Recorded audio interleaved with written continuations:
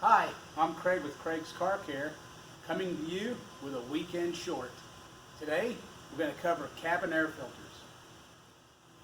Cabin air filters, like a lot of things, come in good, better, and best quality and brands.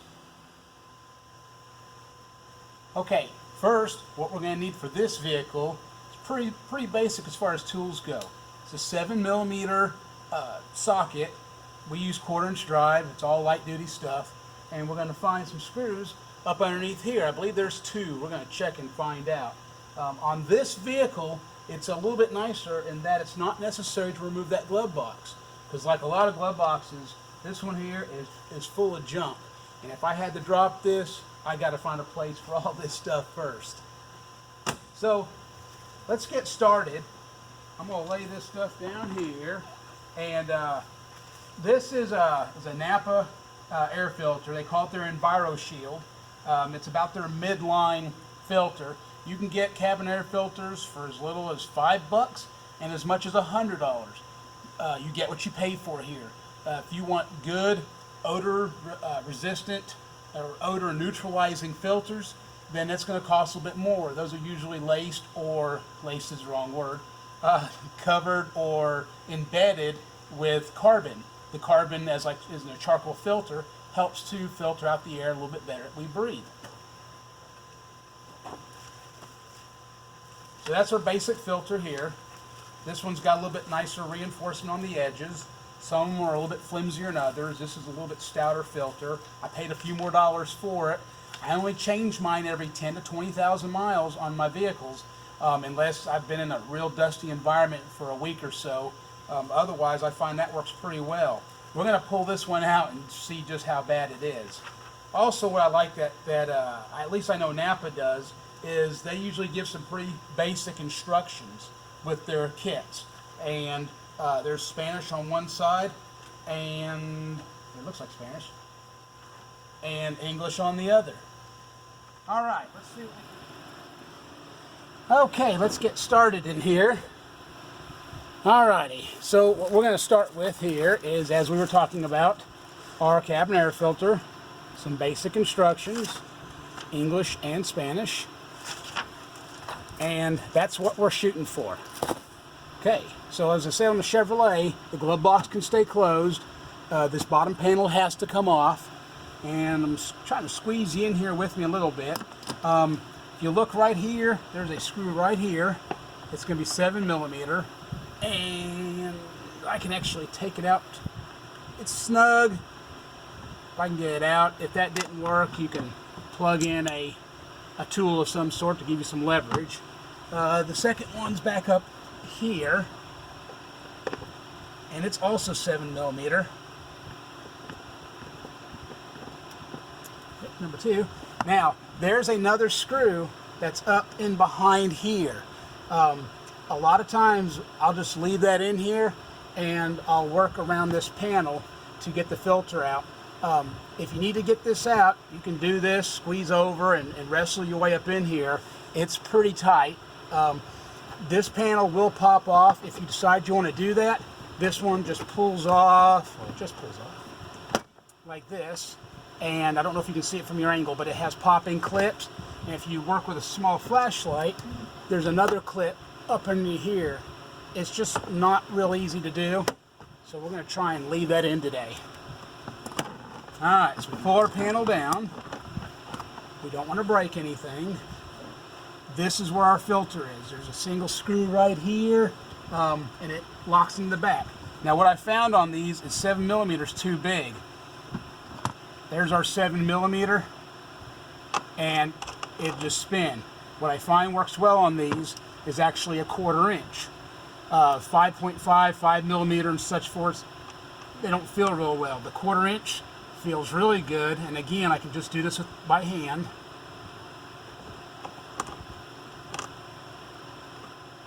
Alright, pull that out there, and drop that door, and that just drops down. You see there'd be some dirt on there.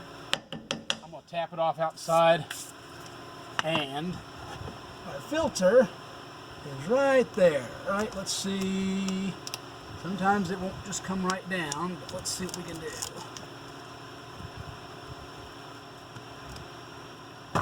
There it is.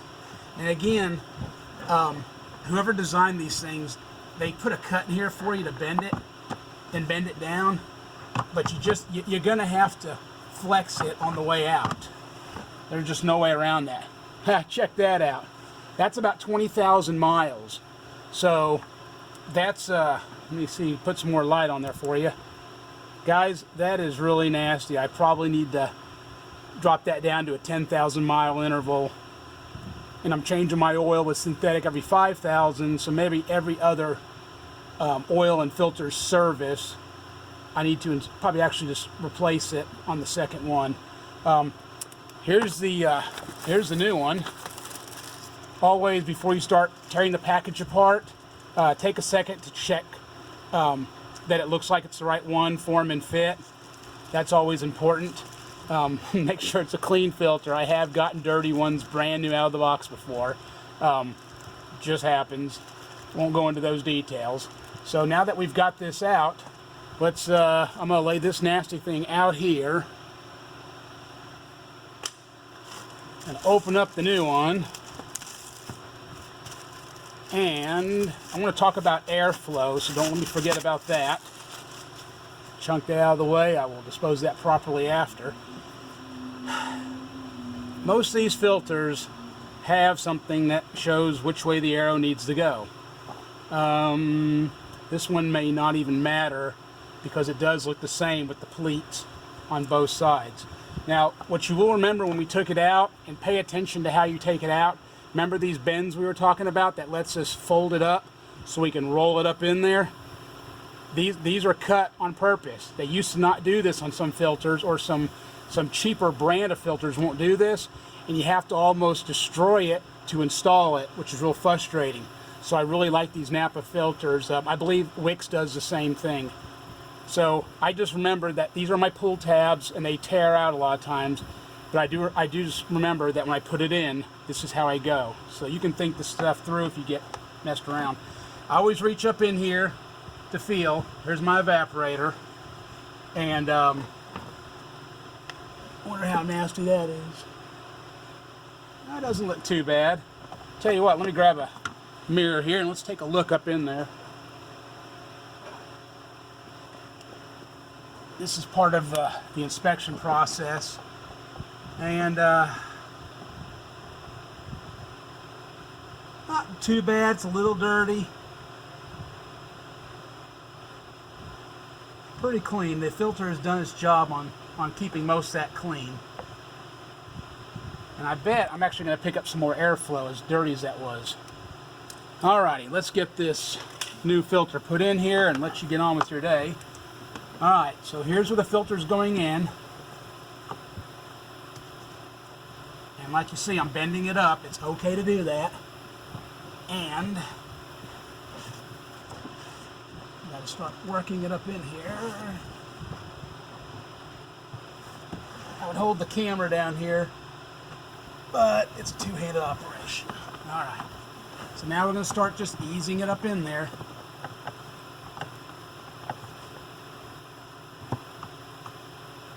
It's okay if you want to say some cuss words on why they designed it this way. I do it every day. Okay. Did you hear it kind of snap up in there? It needs to sit pretty flush to know that it's all the way up and in on the top. Alrighty. This is our plate. Remember, the screw comes on the outside. On the back side, you have this little male latch part that's going to go into a female slot that's in the back here.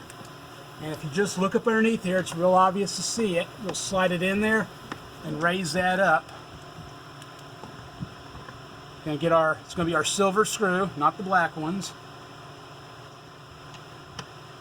And get started by hand.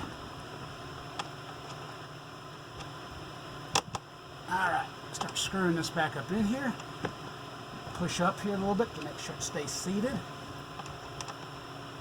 It doesn't have to be very tight. I'm actually just going to do it by hand. I'm going to call that good. I'm going to look at the back to make sure my tab, that it didn't drop out. And that looks really good.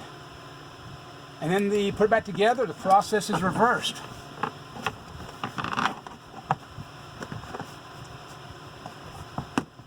lot of this stuff is not so much about the technical prowess, or as my dad used to say, it's not X amount of dollars for turning a screw, it's X amount of dollars for knowing which screws to turn.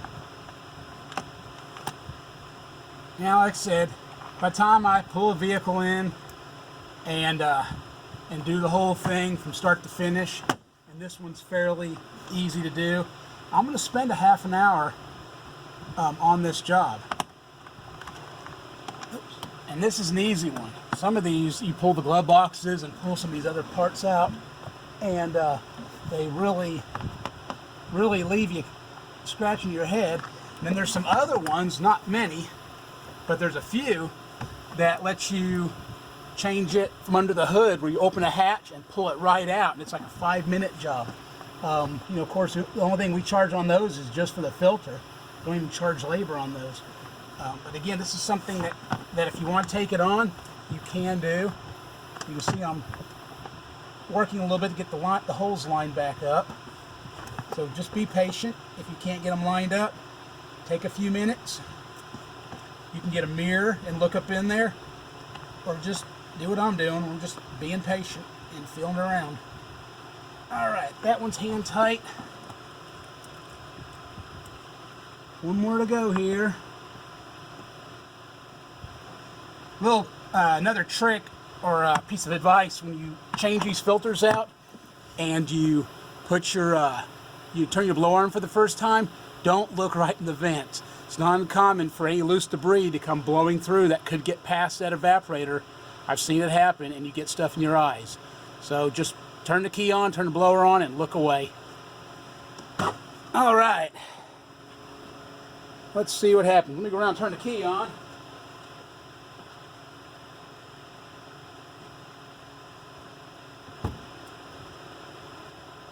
All right. Okay. Blower's on. It actually feels pretty good. I think I've actually picked up some volume on my air. That's going to be nice. Okay.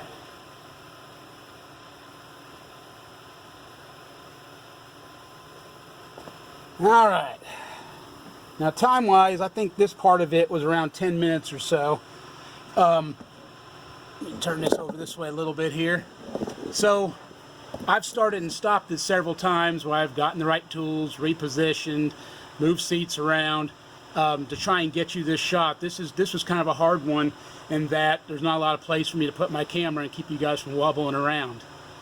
Well, that's all for this week. Cabin air filter exchange. If you have any questions, put them in the box below. Remember to subscribe, and if you like this video, let us know that you liked it. Thanks for watching Craig's Car Care.